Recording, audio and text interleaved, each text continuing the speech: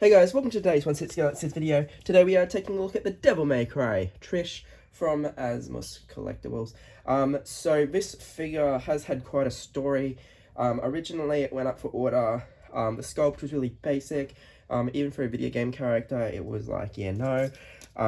It got a rework. They showed off the new sculpt. People went, oh yeah, really? Okay, that's a nice sculpt, but why are we still using plastic hair? So then they went and did another sculpt that was rooted hair, and then they said, because we've already worked on this for so long, we're actually including the old sculpt and the new sculpt to give you guys some options. So we are going to be taking a look at all that. The other thing I want to point out is there was an envelope on top of this. It did include a little print of the Dante figure, which was recently reissued, so that's probably why. It's probably some advertisement for good old Dante there. The other thing is we did get this catalogue, which does show the Devil May Cry line as it is so far, and then there's the next. So it looks like we are going to be getting more Devil May Cry from Asmus, which is really interesting. The other thing that was really surprising was there was also a neon sign. I went back through and checked out the accessory list and stuff. The neon sign is actually something they've included on top of the release, which is really cool. So I'd be surprised if only people that have pre-ordered it get it, because it seems to be a limited thing that they do, and they've done it a while now with the golem. They gave you like a little plastic cap. So yeah, they always do give you things. I do apologize for my voice. My asthma is playing up. So I am a bit short of breath, but because this is such a recent release, I did want to get it out there and get it shared with you all. Alrighty. So you can see the Asmus Toys logo in the corner there. We do get a CGI video game render of Trish there. Devil May Cry Trish, 1/6 scale figure by Asmus. The back of the box, it is a shoebox. The back of the box gives us all the logos and things. The side of the box gives us a silhouette, reminds us that it's Trish, and then this side of the box is going to give us the Devil May Cry 5 logo. So really quite cool. Now I am going to start off with the accessories that were in the second tray. So this figure does have two trays. Like the Hot Toys DX figures, it is a foam tray. So that's really nice that they were all encased in foam and protected quite well. But they did make a really interesting choice that I do want to discuss rather early on before I forget it. So they give you this towel. Now, if you've played the game, you would know the cutscene that involves this towel. No nudity or anything, but they do wrap Trish in this towel, and then she wakes up and is quite annoyed that she's only wearing a towel. Now, the figure is wrapped, the body of the figure I should say, is wrapped head to toe in cling wrap when you open it. Now, that's fine, because I imagine that they've given you this towel accessory, so they probably assume that at some point you're going to want to undress the figure to just see how she looks with the towel wrapped around her. However, they did not include a pair of bare feet. The boots are pegged in, so you can just simply remove them, but there's no bare feet, which is really bizarre, because if you're using the towel and you're having to undress the figure to remove the cling wrap, why not include a pair of bare feet? Anyway, it just seems really weird that they did that, but the towel is a nice touch nonetheless. So here is the second sculpt. This was the, not the original sculpt, this was the original reworked sculpt. You can see that the hair is done quite nicely for, not as detailed as Hot Toys or anything, but in terms of Asmus, it's pretty much what we've gotten from the hair for a while now. The face itself looks amazing, and she's ticked off and she's ready to fight. But yeah, the hair does leave a little bit to be desired, so it'd be, I can see why people did want this kind of reworked again. Now, as I mentioned, so you do get an armory wall with the hooks. Now, I have gone ahead and I've put the, like I said, that neon sign that was in the envelope. I've put that there just to show it off there using the hooks. Devil May Cry, it's got the logo. The instructions do say that you can center it. I've just left it that way because that's how I wanted it. There's the bottom of the stand there. There's no nameplate or anything, but there is a spot there if you want to make your own, I suppose. Now, the armory, it's like the previous versions that we've gotten. You've got these little hooks, you snap them off and you put them where you want them, and you can hang swords and weapons. It doesn't even have to be Asmus stuff. It can just be whatever you want it for. Someone suggested before in the chat that you could probably use it for your 501st stuff if you really wanted to, which would be quite cool. I believe you can still purchase this separate on the Asmus page or on Pop Culture, so it is something to do if you just want a whole bunch of walls to store accessories on. This is my first figure including it, so I did use hot water to soften up the hooks, I should say. Now, the last accessory in that second tray is, of course, the display stand. If you've gotten the previous figures, nothing new. It's just that same stand, but that's fine. It does the job, and it's pretty cool. Alrighty, top tray accessories. You get this pizza. So it is very rubbery, very pliable, very nicely detailed. And you do get this additional piece as well to complete the whole pizza.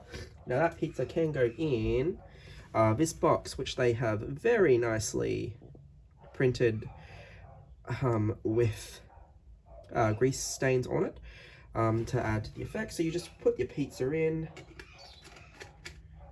and then if you really want to, you can match up the piece that you can have a character of your choosing hold.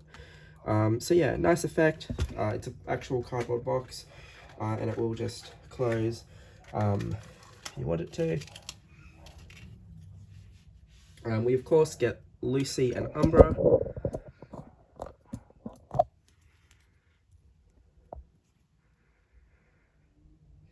So very nice work on the engravings there, into the images. Again, some more text. Oops.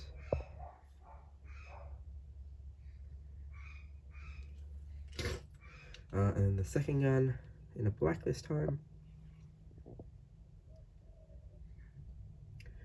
Text is a little bit easier to read on the black.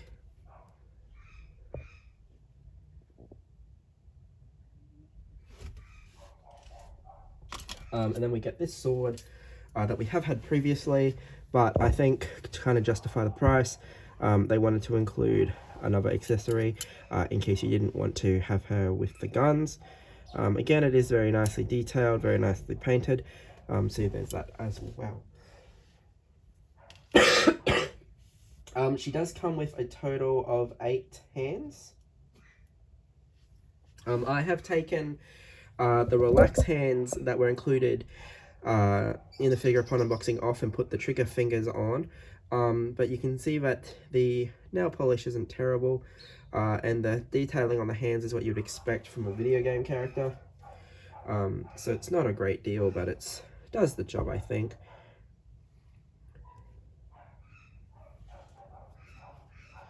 So you do get 2 weapon holding hands.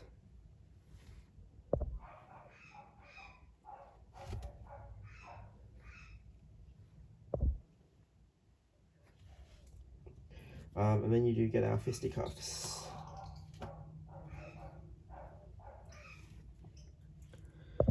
So this figure did cost about 340 Australian from directly from Asmus, and that's mostly due to the shipping. Without the shipping, it would have easily only been a, I want to say, $310 figure. But that's alright. It's on point with most other figures, and I think there's not a small amount of stuff here. Like the 2 sculpts is pretty good, and the armory, they didn't have to include the armory, it's just something they did, so it's pretty cool. Alright, getting our lady out here. So you can see the final rework sculpt with the rooted hair. Now she does have to a degree, she does have some hairspray in, so it is going to be mostly fixed. But you can see it's a completely different expression to the sculpted hair. So you can see that sculpted hair is like serious, and the rooted hair is more of a neutral. Now, apologies if I'm wrong, because Devil May Cry 5 is the one I've played the most. It could be that this is her appearance in a previous video game, and that's her appearance in Devil May Cry 5. But yeah, again, both sculpts are fine. It is one of the times I have preferred the rooted look. Because normally I do prefer the sculpted hair and stuff, just because it's obviously less maintenance and it's less fiddling around and stuff. But I think I really do like this neutral sculpt on her. You do have to put the choker on yourself, and as I said, when you first unbox the figure, she is covered in cling wrap. Now, the cling wrap is still under the pants because I didn't undress her the full way, because I didn't really want to risk breaking the pant or tearing the pants. The pants material is very similar to that Spider-Man Hot Toys suit stuff. Yeah, I don't know, it's really weird, and it does feel quite skin tight, so I really didn't want to mess with that. It is a silicone, I believe it's a silicone body, and there is a metal frame underneath. Now you can see that she's picked up some dirt just from sitting out overnight. I did have her sitting out here overnight, and you can see that she's picked up some small amount of dirt just from dust and stuff that might be around. So you probably obviously do want to keep her behind glass, and you may want to use gloves if you're posing her or whatever. I've been as careful as I could. I did use gloves when I was taking the cling wrap off, so there's probably that as well. So again, you can probably futz around with the bodice to get the bodice up a little bit. I think the box has it sitting just a tiny bit higher, but I think where it is fine for the most part. But yeah, again, it just depends on how much you want to push on the silicone and move around with it, keeping in mind that if you're not wearing gloves, you are probably going to stain the skin. You can see belly button there, and of course you've got the engraving on the bodice there. You've got the engraving on the pants, and coming down you can see the boots. Now the boots are split, so like I said, it's they are pegged in. It's just really weird that they didn't give you bare feet, but again, you're probably going to, if you've had fire set and stuff before, it's easy enough to get bare feet, but it's just really bizarre given the fact that they gave us the towel.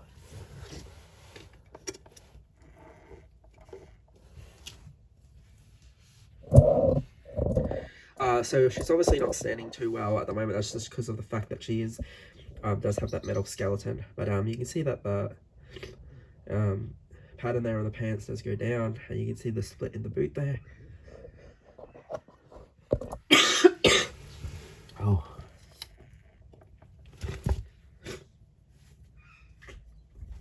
You can see the nice rooted hair at the back there. You can see the detailing on the belt there. There's a bit of that cling wrap poking up because I haven't taken it off from under the pants. You can see the detailing on the back of the boots there, and there's that split in the boot there. Overall, I think you are going to get a fair bit of articulation and stuff out of her. It's just going to depend on how far you want to push the body, and like you can see there that she's got a bit of an indent there, so and a mark. So again, you probably want to be using gloves with this figure, and you are going to want to be careful in the fact that you aren't scratching it or damaging it in any way. But you are going to be able to get her to do a fair few poses with that metal skeleton, and yeah, you're not going to have too many dramas at all. So yeah, like I said, this was 340 Australian. You can probably still get her. I don't know if Sideshow is still taking orders. I know Pop Culture are taking orders. Just keep in mind that you probably won't have that neon sign that I showed you before. But yeah, overall,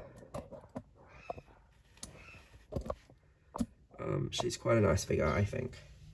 And again, I think the only issue you're really going to have is depending on how far you push the silicone body and what type of things you're going to be pulling off with her. But yeah, I think she should be fine. I'd say if you're doing the pose on the box, she should be fine to do that pose. Again, it'll just depend on how much stress or how far you bend the elbow with that second gun going above her head. But I think if it's silicone as opposed to the rubber, I think it should hold a lot better, and I think you should be fine. But again, it's just going to depend on how far you want to take that or how long you want to leave a pose. I've never had an issue with the rubber bodies from my Gamora or my Wonder Woman, but that's because I generally leave them in pretty neutral poses, or I just don't move them a lot. And I have had splitting on the Catwoman from Dark Knight Rises, but that's a common issue with how the boots and how old the figure is now. It's the first release. Anyway, guys, this has been a look at the Devil May Cry 5 Trish. Hopefully you enjoyed this and you found the information helpful. I will be doing the No Way Home Spider-Man when that comes in, and then Valkyrie and a few other Star Wars figures when they arrive. Anyway, guys, once again, thank you for watching.